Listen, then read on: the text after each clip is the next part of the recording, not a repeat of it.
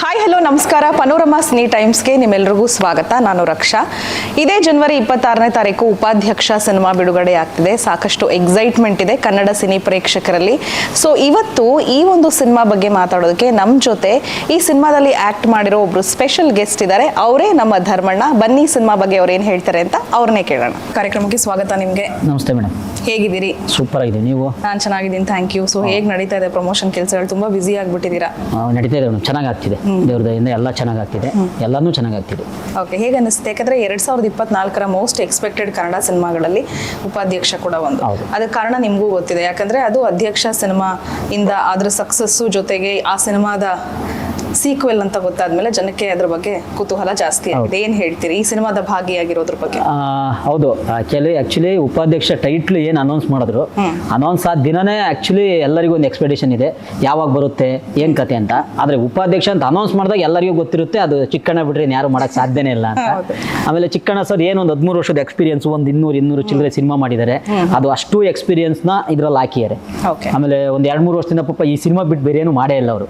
ಅಷ್ಟು ಎಫರ್ಟ್ ಹಾಕಿ, ಆಮೇಲೆ ಡ್ಯಾನ್ಸ್ ಅವ್ರಿಗೆ ಬರೋಲ್ಲ ಆಕ್ಚುಲಿ, ಆದ್ರೂ ಪರ್ಫೆಕ್ಟ್ ಆಗಿ ಡ್ಯಾನ್ಸ್ ಕಲ್ತು ಅದನ್ನೆಲ್ಲ ಮಾಡಿ ಈ ಸಿನಿಮಾನ ಹೆಗಲ ಮೇಲೆ ಹೊತ್ಕೊಂಡು ಸಾಕ್ತಾ ಇದ್ದಾರೆ.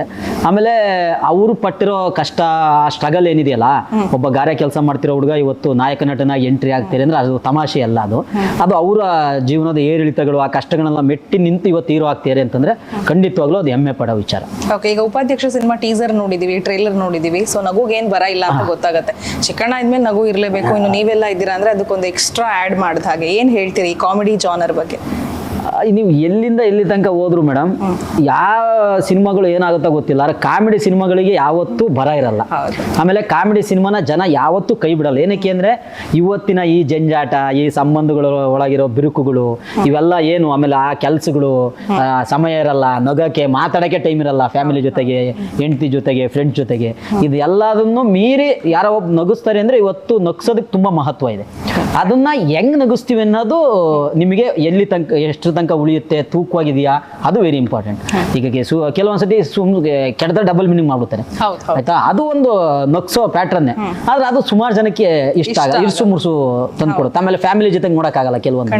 ಆದ್ರೆ ಈ ಸಿನಿಮಾದಲ್ಲಿ ಏನಂತಂದ್ರೆ ಪಕ್ಕಾ ತಿಳಿ ಹಾಸ್ಯದ ಸಿನಿಮಾ, ಅಜ್ಜಿಯಿಂದ ಹಿಡಿದು ಮೊಮ್ಮಗುವರೆಗೂ ಯಾವುದೇ ಮುಜುಗರ ಇಲ್ದಂಗೆ ನೋಡುವಂತ ಸಿನಿಮಾ ಉಪಾಧ್ಯಕ್ಷ. ತುಂಬಾ ಚೆನ್ನಾಗಿ ಹೇಳಿದ್ರೆ, ಅಜ್ಜಿಯಿಂದ ಮೊಮ್ಮಗುವರೆಗೂ ಎಲ್ಲರೂ ಈ ಸಿನಿಮಾ ನೋಡ್ಬೋದಂತೆ. ಸೊ ಅಜ್ಜಿದಿರು ಮೊಮ್ಮಕ್ಕಳನ್ನ ಕರ್ಕೊಂಡೋಗಿ ಉಪಾಧ್ಯಕ್ಷ ನೋಡಿ ಧರ್ಮಣ್ಣ ಅವ್ರು ಹೇಳ್ತಾರೆ. ಸೊ ನಿಮ್ಮ ಪಾತ್ರದ ಬಗ್ಗೆ ಹೇಳಲೇಬೇಕು ಇವಾಗ ನೀವು. ನನ್ನ ಪಾತ್ರ ಸದಸ್ಯ, ಅದರಲ್ಲಿ ಅಧ್ಯಕ್ಷರು ಉಪಾಧ್ಯಕ್ಷರು ಇದ್ರು. ಚೀತು ಸಂಘದ ಸದಸ್ಯ. ಈಗ ನಾವು ಸದಸ್ಯರಾಗಿ ಎಂಟ್ರಿ ಆಗಿದ್ದೀವಿ. ಈ ಸಿನಿಮಾದಲ್ಲಿ ಎಲ್ಲ ಹಳೆ ಟೀಮ್ ಹಂಗೆ ಮುಂದುವರೆದಿದೆ, ಕಲಾವಿದರು, ಟೆಕ್ನಿಷಿಯನ್ಸ್ ಎಲ್ಲ. ಮೇಯ್ನ್ ಆಗಿ ಸಾಧು ಕೋಕಿಲ ಸರ್, ಆಮೇಲೆ ಶಿವರಾಜ್ ಕೇರ್ಪೇಟೆ ಅವರು, ಮತ್ತೆ ನಾನು 3 ಜನ ಎಕ್ಸ್ಟ್ರಾ ಆ್ಯಡ್ ಆಗಿರೋದು. ಅದು ಬಿಟ್ಟರೆ ಅದೇ ಟೀಮ್ ಮುಂದುವರೆದಿದೆ. ನಾವು ಸದಸ್ಯನಾಗಿ ಈಗ ಎಂಟ್ರಿ, ಚೀತು ಸಂಘದ ಒಬ್ಬ ಮೇಯ್ನ್ ಸದಸ್ಯನಾಗಿ ನಾನು ಆಕ್ಟ್ ಮಾಡಿದ್ದೀನಿ. ತುಂಬಾ ತಲಾಟೆ ಮಾಡಿದೀವಿ, ತುಂಬಾ ಎಂಜಾಯ್ ಮಾಡಿದೀವಿ. ಸೀನ್ಗಳು ಹಂಗೆ ಇದ್ದು ಅದು ನೋಡಿದ್ರೆ ಹೌದಲ್ಲ ಗುರು ಹಿಂಗೆ ಆಡೋದಲ್ವ, ನಮ್ಮ ಹುಡುಗರೆಲ್ಲ ತಲಾಟೆಗಳ ತರ ಪಡ್ಡೆಗಳು ಹಿಂಗೆ ಆಡೋದು. ನಾವೆಲ್ಲ ಹಳ್ಳಿಗಳಲ್ಲಿ ಸಂಘ ಹಿಂಗೆ ಕಟ್ಕೊಂಡ್ಬಿಟ್ರೆ ಹೆಂಗೆ ಆಡ್ತಾರೆ, ಅದು ಏಕದಮ್ ಹಂಗೆ ಮಾಡಿದ್ವಿ. ನೀವು ಎಕ್ಸ್ಟ್ರಾ ಆಕ್ಟ್ ಮಾಡ್ಲೇಬೇಕಾಗಿಲ್ಲ. ಹೆಂಗ್ ಹುಟ್ಟು ಬೆಳೆದಿದ್ದೀರಾ, ನಿಮ್ದು ಹೆಂಗೆ ಅದನ್ನೇ ಮಾಡಿದ್ರೆ, ಇಲ್ಲಿ ಏನ್ ಮಾಡೋದ್ನಲ್ಲ ಅದನ್ನಲ್ಲಿ ಮಾಡಿದ್ರೆ ಆಗೋಯ್ತು. ಇನ್ನು ನಿಮ್ಮ ತಂಡದ ಬಗ್ಗೆ ಮಾತಾಡ್ಬೇಕು ಅಂತ ಹೇಳಿದ್ರೆ, ರವಿಶಂಕರ್ ಸರ್ ಇದ್ದಾರೆ, ನೀವು ಹೇಳಿದಾಗ ಸಾಧು ಕೋಕಿಲ ಸರ್ ಅವ್ರು ಆಗಿರ್ಬೋದು, ಈಗ ನೀವು, ಶಿವರಾಜ್ KR ಅವರು, ಚಿಕ್ಕಣ್ಣ ಅವರು, ಆಮೇಲೆ ನಟಿ ಅವರು ಕೂಡ ಫಸ್ಟ್ ಕಿರುತೆರೆಯಿಂದ ಅವರು ಹಿರಿತೆರೆಗೆ ಬಂದಿದ್ದಾರೆ. ಸೊ ಈ ಒಂದು ಒಟ್ಟಾರೆ ತಂಡದ ಬಗ್ಗೆ ಏನ್ ಹೇಳ್ತೀರಿ? ಒಳ್ಳೊಳ್ಳೆ ಎಕ್ಸ್ಪೀರಿಯನ್ಸ್ ಇರೋರೆ ಎಲ್ಲರೂ ಆರ್ಟಿಸ್ಟ್ಗಳು ಅಂತಂದ್ರೆ, ಎಲ್ಲರೂ ಅವ್ರವ್ರ ಒಂದು ಸ್ಥಾನದಲ್ಲಿ ಒಳ್ಳೊಳ್ಳೆ ಸ್ಥಾನದಲ್ಲಿರೋಂಥವ್ರು. ಕೆಲವು ಜನ ಲೆಜೆಂಡ್ರಿಗಳು, ಈಗ ಸಾಧು ಕೋಕಿಲ ಸರ್ ಆಗಿರ್ಬೋದು, ಆಮೇಲೆ ರವಿಶಂಕರ್ ಸರ್ ಆಗಿರ್ಬೋದು, ವೀಣಾ ಮೇಡಮ್, ಅರಸು ಅವರು, ಆಮೇಲೆ ನಾಯ್ಡು ಅವರು, ಸುಮಾರು ಜನ ಏನಿದ್ದಾರೆ ಎಲ್ಲ ಹಳೆ ಆರ್ಟಿಸ್ಟ್ಗಳು ಅವರೆಲ್ಲ. ಆಮೇಲೆ ನಮ್ಮ ಕರಿಸುಬ್ಬು ಸರ್, ಪ್ರತಿಯೊಬ್ರು ದೊಡ್ಡ ಸ್ಥಾನ, 25-30 ವರ್ಷ ಎಕ್ಸ್ಪೀರಿಯನ್ಸ್ ಇರೋಂಥವ್ರು. ಅದ್ರ ಜೊತೆಗೆ ನಾವೀಗ ಹೊಸದಾಗಿ ಬಂದಿರೋ ಒಂದಿಷ್ಟು ಜನ. ಆಮೇಲೆ ಮಲಾಯ್ಕಾ ಮೇಡಮ್ ಸೀರಿಯಲ್ ಮಾಡ್ತಿದ್ರು, ನಿಮ್ಗೆ ಗೊತ್ತಿದ್ದಂಗೆ, ಈಗ ಬೆಳ್ಳಿ ತೆರೆಗೆ ಎಂಟ್ರಿ ಆಗ್ತಾರೆ. ಇನ್ನು ಚಿಕ್ಕಣ್ಣ ಸರ್ದು 13 ವರ್ಷದ ಎಕ್ಸ್ಪೀರಿಯನ್ಸು. ಆಮೇಲೆ ಶಿವರಾಜ್ KR ಅವರು ಒಂದಿಷ್ಟು ಅವ್ರದ್ದಾದ ಒಂದು ಇದನ್ನು ವರ್ಗ ಇದೆ ಅವರಿಗೂ. ಅವರು ತುಂಬಾ ಸ್ಟ್ರಗಲ್ ಮಾಡಿ ಒಳ್ಳೆ ಹೆಸರು ಮಾಡಿರೋಂಥವ್ರು. ಆ ಥರ ಸುಮಾರು ಜನ ಒಳ್ಳೊಳ್ಳೆ ಆರ್ಟಿಸ್ಟ್ಗಳ ನಡುವೆ ನಾವು ಅವ್ರ ಜೊತೆ ಸ್ಕ್ರೀನ್ ಶೇರ್ ಮಾಡಿದೀವಿ. ಒಳ್ಳೊಳ್ಳೆ ಅನುಭವಗಳನ್ನ ಸೆಟ್ಟಲ್ಲಿ ನಮ್ದು ಶೂಟ್ ಇಲ್ದಾಗ ಅವ್ರವ್ರ ಕಥೆಗಳನ್ನ ಕೇಳಿದೀವಿ. ರವಿಶಂಕರ್ ಸರ್ ಆಗಿರ್ಬೋದು, ಸಾಧು ಕೋಕಿಲ ಸರ್ ಆಗಿರ್ಬೋದು, ಆಮೇಲೆ ಕರಿಸುಬ್ಬು ಸರ್ ಆಗಿರ್ಬೋದು, ಅವ್ರವ್ರೆಲ್ಲ ಹಂಚ್ಕೊಳ್ಳೋರು. ಅವಾಗ ಅನ್ಸೋದು ಹಿಂಗೆಲ್ಲ ಇತ್ತು ಅವಾಗ, ಇಷ್ಟೆಲ್ಲ ಕಷ್ಟ ಇತ್ತು ಅವಾಗ ಅಂತೇಳಿ. ಅಂತಂದ್ರೆ ಅವ್ರು ಮಾಡೋ ಟೈಮಲ್ಲಿ ಏನಿತ್ತು ಅಂತಂದ್ರೆ, ಪ್ರಚಾರಕ್ಕೆ ಇಷ್ಟಕ್ಕೊಂದು ಎಫರ್ಟ್ ಇರಲಿಲ್ಲ. ಅವಾಗ ಏನಿತ್ತು ಅಂತಂದ್ರೆ ಸಿನಿಮಾ ಮಾಡೋದು ಕಷ್ಟ ಇತ್ತು. ಇವತ್ತು ಸಿನಿಮಾ ಮಾಡೋದು ಈಸಿ, ಆದ್ರೆ ಅದನ್ನ ಪ್ರಚಾರ ಮಾಡಿ ರೀಚ್ ಮಾಡ್ಸೋದು ಕಷ್ಟ ಆಗ್ಬಿಟ್ಟಿದೆ, ಉಲ್ಟಾ ಆಗ್ಬಿಟ್ಟಿದೆ. ಈಗಾಗಲೇ ಮೋಸ್ಟ್ಲಿ 10 ಇಂಟರ್ವ್ಯೂ ಆಗಿರ್ಬೇಕು ಇವ್ರದ್ದು. ಅದಕ್ಕೆ ಪಾಪ ಹೇಳ್ತಿದ್ದಾರೆ ಪ್ರಚಾರ ಮಾಡೋದು ಸಿಕ್ಕಾಪಟ್ಟೆ ಕಷ್ಟ ಅಂತ. ಅಲ್ಲ, ನಾನು ಹೆಂಗೆ ಅಂತಂದ್ರೆ ಅವಾಗ ನೋಡಿದೀವಲ್ಲ ಮೇಡಮ್, ಹೌದು, ಹೌದು. ಹೆಂಗಿರುತ್ತೆ ಅಂತಂದ್ರೆ ಅವಾಗ ಎಲ್ಲ ಹೆಂಗಿರ್ತಿತ್ತು, ಪೇಪರ್ ಅಲ್ಲಿ ಬರೋದು ಅಷ್ಟೇ. Yes, yes. ನಾವು ನೋಡ್ತಿದ್ದಂಗ ಪೇಪರ್ ಅಲ್ಲೇ, ಹೌದು. ಆಯ್ತಾ, ಅದ್ರ ರಿವ್ಯೂ ಯಾವಾಗಲೂ ಒಂದ್ಸತಿ ಟಿವಿಲಿ ಬರೋದು. ಹೌದು. ಆಯ್ತಾ, ಅವಾಗ ಟಿವಿಗಳು ಇಷ್ಟೊಂದು ಚಾನಲ್ಗಳು ಇರ್ಲಿಲ್ಲ, ಯಾವುದೋ ಒಂದ್ ಚಾನಲ್ ಒಂದೋ ಎರಡೋ ಇತ್ತು ಅಷ್ಟೇನೆ. ಆಮೇಲೆ ನಾವೆಲ್ಲ ಯಾವಾಗ ಹೆಂಗೆ ಅಂತಂದ್ರೆ ಚಿತ್ರಮಂದಿರ ಅಂತ ಬರೋದು, ಶುಕ್ರವಾರನೋ ಗುರುವಾರನೋ 4:15, Okay. ಭಾನುವಾರ 4:15 ಒಂದು ಸಿನಿಮಾ ಹೌದು, ಹೌದು. ಡಿಡಿಲಿ ಚಂದನದಲ್ಲಿ ಬರೋದು. ನೆನಪಿದೆ. ಈಗ ಟಿವಿನೂ ತುಂಬಾ ಮನೆಗಳಲ್ಲಿ ಇರ್ಲಿಲ್ಲ. ಹಾ, ಎಲ್ಲಿತ್ತು? ಡಿಡಿ ಬರೋ ಸಿನಿಮಾಗೆ ಎಲ್ಲರೂ ನಮ್ಮ ಮನೇಲಿ ನಾನು ಡಿಗ್ರಿಗೆ ಬಂದ್ರು ನಮ್ಮ ಮನೇಲಿ ಟಿವಿನೇ ಇಲ್ಲ, ಆಯ್ತಾ. ಆಮೇಲೆ ಹಳ್ಳಿಲಿ ಎಲ್ಲೋ ಒಂದೋ ಎರಡೋ ಇರೋದು, ಇಡೀ ಹಳ್ಳಿಗೆ ಒಂದೋ ಎರಡೋ ಇರೋದು, ಅದು ದೊಡ್ಡ ಶ್ರೀಮಂತರಾಗಿದ್ರೆ. ಹೌದು. ಟಿವಿ ಇದೆ ಅಂದ್ರೆ ಆ ಊರಿಗೆ ಶ್ರೀಮಂತ. ಆ ಸಿನಿಮಾ ಹಾಕೋ ದಿನ ಅವ್ರ ಹಾಲ್ ಎಲ್ಲ ಫುಲ್ ಕಂಪ್ಲೀಟ್ ಹೌಸ್ಫುಲ್. ಅಯ್ಯೋ, ಅವ್ರು ಬಾಯ್ ಬಡ್ಕೊಳ್ಳೋರು. ಅಯ್ಯೋ, ನಮಗೆ ಕೆಲ್ಸ ಇತ್ತು ಹೋಗ್ರಪ್ಪ ಅಂದ್ರೆ ಯಾರು ಹೋಗ್ತಿರ್ಲಿಲ್ಲ. ಚಾಪೆ, ದಿಂಬು, ಬೆಡ್ಶೀಟು ಎಲ್ಲ ಇದು ನಂದು ನಂದು ನಂದು ಅಂತ ಹಾಕಿ ಬರ್ತಿದ್ವಿ ನಾವೆಲ್ಲ. ಹೌದು. ಹಂಗೆ ನಾವು ನೋಡಿದ್ವಿ. ಆಮೇಲೆ ಯಾರ್ದಾರ ಮನೆಗೆ VCP ಅಂತ ಹಾಕೋರು, ಅಯ್ಯೋ VCD VCP ಹಾಕ್ಬಿಟ್ರು ಅಂತೂ ಅವಾಗ್ಲೂ ದುಡ್ಡು ಕಲೆಕ್ಟ್ ಮಾಡೋರು ನಮ್ಮ ಹತ್ರ. 20 ಪೈಸಾ 30 ಪೈಸಾ ಎಲ್ಲ ಕೊಟ್ಟು 8 ಆಣಿ 4 ಆಣಿ ಅಂತೆಲ್ಲ ಬರೋದು ಅವಾಗ. ಅದನ್ನೆಲ್ಲ ಕೊಟ್ಟು ಸಿನಿಮಾ ನೋಡಿದೀವಿ, ಆಯ್ತಾ. ಅವಾಗೆಲ್ಲ ಹಂಗಿತ್ತು. ಆಮೇಲೆ ಬೇರೆ ಎಂಟರ್ಟೈನ್ಮೆಂಟ್ ಇರ್ಲಿಲ್ಲ ಸಿನಿಮಾ ಬಿಟ್ರೆ ಅವಾಗ. ಹಂಗಾಗಿ ನೀವು ಯಾವ್ದೇ ಸಿನಿಮಾ ಹಾಕಿರೋ ಚೆನ್ನಾಗಿದ್ರು ಅಂತೂ ಎಕ್ಸ್ಟ್ರಾಡಿನರಿ, ಚೆನ್ನಾಗಿಲ್ಲ ಅಂದ್ರೆ ಒಂದ್ಸತಿ ಏನ್ ನೋಡೋಣ ಬರಪ್ಪ ಎಂಟರ್ಟೈನ್ಮೆಂಟ್ ಅಂತ ಹೋಗೋರು. ಇವಾಗ ಹಂಗಲ್ಲ, ಚೆನ್ನಾಗಿತ್ತಿ ಅಂತ ಅನ್ಸೋದಕ್ಕೆ ಪಬ್ಲಿಸಿಟಿ ಮಾಡ್ಬೇಕು. ಇವಾಗ ಹಂಗಾಗ್ಬಿಟ್ಟಿದೆ ಪರಿಸ್ಥಿತಿ. ಅದಕ್ಕೆ ಹೇಳಿದ್ದು ಇವತ್ತು ಸಿನಿಮಾ ಮಾಡೋದು ಈಸಿ, ತಲುಪ್ಸೋದು ತುಂಬಾ ಕಷ್ಟ. ಅವತ್ತು ಸಿನಿಮಾ ಮಾಡೋದು ಕಷ್ಟ, ತಲುಪ್ಸೋದು ಈಸಿ ಇತ್ತು. ನೀವು ತುಂಬಾ ಎಂಜಾಯ್ ಮಾಡಿದ್ದು ಆ ಕಾಲಘಟ್ಟನ ಅಥವಾ ಈ ಕಾಲಘಟ್ಟದಲ್ಲಿ ಆಗಿರೋ ಬದಲಾವಣೆ ಬಗ್ಗೆ ನೀವು ಈಗ ಹೇಳಿದ್ರಿ. ನಿಮ್ಗೆ ಯಾವ್ದು ಬೆಸ್ಟ್ ಅಂತ ಅನ್ಸೋದು? ಹಾಗೆ ಇರ್ಬೇಕಿತ್ತ ಅಥವಾ ಈ ಅಪ್ಡೇಟ್ ಆಗಿದ್ದು ಎಲ್ಲೋ ಒಂದ್ ಕಡೆ ಅಪ್ಡೇಟ್ ಆಗಿತ್ತಪ್ಪಲ್ಲ, ಹೆಂಗೆ ಅಪ್ಡೇಟ್ ಆಗ್ತಿದೆ ಅನ್ನೋದು ಮ್ಯಾಟರ್ ಆಗುತ್ತೆ. ಕರೆಕ್ಟ್ ಅಲ್ವಾ? ಓಲ್ಡ್ ಇಸ್ ಗೋಲ್ಡ್, ಅದನ್ನಂತೂ ನಾವು ಯಾವುದೇ ಕಾರಣಕ್ಕೂ ತೆಗೆದಾಕಲ್ಲ. ಯಾಕೆಂದ್ರೆ ಈಗ ನಮ್ಮ ಅಪ್ಪ ಅಮ್ಮ ನಮ್ಮ ತಾತರು ನೋಡಿದ್ದ ಜೀವನ ಬೇರೆ, ಆಯ್ತಾ. ಇಷ್ಟಕ್ಕೊಂದು ಕಾಂಪಿಟೇಷನ್ನು, ಇಷ್ಟಕ್ಕೊಂದು ಕೀಳಿರಿಮೆ, ಇಷ್ಟಕ್ಕೊಂದು ಜಂಜಾಟ, ಒದ್ದಾಟ, ಇವೆಲ್ಲ ದೇವ್ರಣಗೂ ನೋಡಿಲ್ಲ ನಾವು ಡಿಗ್ರಿ ಮುಗಿಸೋ ತನಕ ನಮ್ಗೆ ಇವೆಲ್ಲ ಗೊತ್ತೇ ಇಲ್ಲ. ಇಷ್ಟೊಂದು ಕಾಂಪಿಟೇಷನ್ ಇರುತ್ತೆ, ಇಷ್ಟೆಲ್ಲ ಗುದ್ದಾಡ್ಬೇಕು ನಾವಿಲ್ಲಿ ಬಂದ್ರೆ ಅನ್ನೋದೆಲ್ಲ ನಮ್ಮ ತಲೆ ಒಳಗೆ ಇಲ್ಲ. ನಾವು ಬೆಳೆದಿದ್ದೇ ಬೇರೆ ತರ, ರಾಜ್ಕುಮಾರ್ ತರ ಬೆಳೆದಿದ್ದೀವಿ. ಹುಟ್ಟಿದ್ ಮಾತ್ರ ಅಲ್ಲೇನೆ ಬಡತನದಲ್ಲಿ ಇದ್ರು ಕೂಡ ಬೆಳೆದಿದ್ ಮಾತ್ರ ರಾಜ್ಕುಮಾರ್ ತರ ಇದ್ವಿ ನಾವೆಲ್ಲ. ಆದ್ರೆ ಅವತ್ತಿಂದ ಹಂಗಿತ್ತು, ಇವತ್ತು ಹಂಗಲ್ಲ. ನೀವು ರಾಜ್ಕುಮಾರ್ ಅನ್ನೋ ಒಂದು ಇದ್ರಲ್ಲಿ ಹುಟ್ಟಿದ್ರು ಕೂಡ ಫ್ಯಾಮಿಲಿ ಒಳಗೂ ನೀನು ಅಷ್ಟೇ ಕಷ್ಟ ಪಡ್ಬೇಕು. ಇಲ್ಲಿ ಬಂದು ಎಲ್ಲದಕ್ಕೂ ಕಾಂಪಿಟೇಷನ್ ಇದೆ, ಯಾರನ್ನೂ ಜನ ಅಷ್ಟು ಈಸಿಯಾಗಿ ತಗೊಳಲ್ಲ, ಆಯ್ತಾ. ನಿನ್ನೊಳಗೆ ಏನೋ ಒಂದು ಪ್ರತಿಭೆ ಇರಲೇಬೇಕು. ಅದ್ ಏನಾಗಿದೆ ಅಂತಂದ್ರೆ ಇವತ್ತಿಂದಿದ್ರು ಅವತ್ ನಂಗೆ ಸಂಬಂಧಗಳಲ್ಲಿ ಇರ್ತಕ್ಕಂಥ ಒಂದು ಬೆಲೆ, ಆ ಮೌಲ್ಯ, ಆಯ್ತಾ, ಅದ್ರಲ್ಲಿರೋ ಒಂದು ಎಂಜಾಯ್ಮೆಂಟ್, ಆ ಮಜಾ ಅದೆಲ್ಲ ಹೋಗ್ಬಿಟ್ಟಿದೆ ಮೇಡಮ್.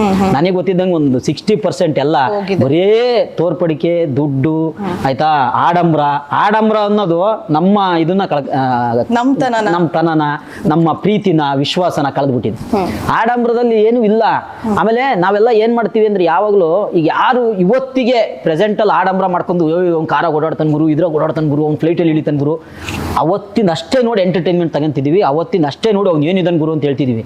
ಆದ್ರೆ ಅವ್ನ ಎಂಡಿಂಗ್ ಯಾರು ನೋಡ್ತಿಲ್ಲ. ಆ ಎಂಡಿಂಗ್ ಯಾವತ್ತು ನೋಡ್ತಾರೆ ಜನ, ಅವ್ನ ಎಂಡಿಂಗ್ ತುಂಬಾ ಕೆಟ್ಟದಾಗಿರುತ್ತೆ. ಅದನ್ನ ನೋಡಿದ್ರೆ ಲೈಫ್ ಚೇಂಜ್ ಆಗುತ್ತೆ ಜನಗಳು. ಆದ್ರೆ ಆ ಜನಕ್ಕೆ ಅದ್ ಬೇಕಾಗಿಲ್ಲ. ಇವತ್ತು ಎಷ್ಟೊಂದ್ ಜನ ಜೀವನ ಹಾಳು ಮಾಡ್ಕೊಂತಿರೋದೇ ಹಂಗೆ. ಎಷ್ಟೊಂದ್ ಜನ, ಆಯ್ತಾ, ಡೈಲಿ ಹೆಂಗೆ ಮೇಡಮ್ ನೀವು ಬಿರಿಯಾನಿ ಹೋಳಿಗೆ ತಿನ್ನಕ್ಕಾಗತ್ತೆ ಅಲ್ವಾ?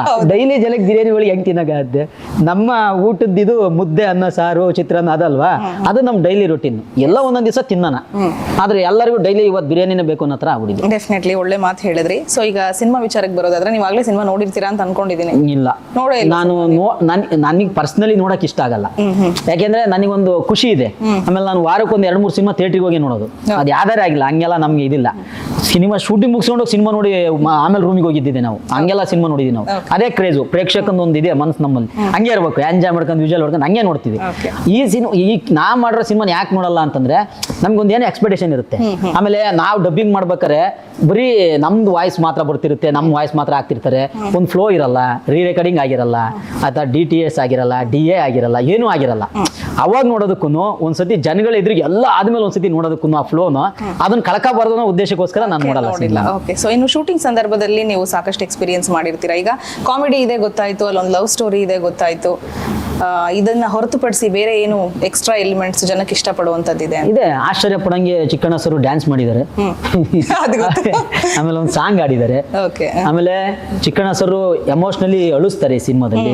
ಈ ತರದ ಸುಮಾರು ವಿಶೇಷ ದಾರಿಗಳು ಇದಾವೆ, ವಿಶೇಷ ಮಾರ್ಗಗಳು ಇದಾವೆ ಈ ಸಿನಿಮಾದಲ್ಲಿ. Okay. ಆಮೇಲೆ ಏನಂತಂದ್ರೆ ಕಾಮಿಡಿಯನ್ ಏನು ಒಂದು ಲೈಫ್ ಇದೆ, ಆ ಲೈಫಲ್ಲಿ ಜನಗಳಿಗೆಲ್ಲ ಏನ್ ಅನ್ಸುತ್ತೆ ಹಿಂಗೆ ಇರ್ತಾರೆ ಲೈಫಲ್ಲಿ ಅಂತ.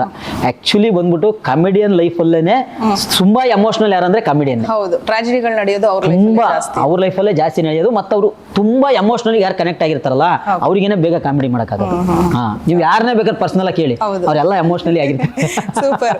ಓಕೆ, ಈಗ ಕೊನೆಯದಾಗಿ ನಮ್ಮ ವೀಕ್ಷಕರಿಗೆ ಬೆಟ್ಟದಷ್ಟು ನಿರೀಕ್ಷೆ ಇದೆ ಈ ಸಿನಿಮಾ ಬಗ್ಗೆ. ಒಂದು ಅಧ್ಯಕ್ಷ ಸೂಪರ್ ಡೂಪರ್ ಹಿಟ್ ಆಗಿತ್ತು, ಸೊ ಆ ಹ್ಯಾಂಗ್ ಓವರ್ ಅಲ್ಲಿ ಈ ಸಿನಿಮಾ ನೋಡಕ್ ಬರ್ತಾರೆ, ಸಾಕಷ್ಟು ಎಕ್ಸ್ಪೆಕ್ಟೇಷನ್ಸ್ ಇರುತ್ತೆ.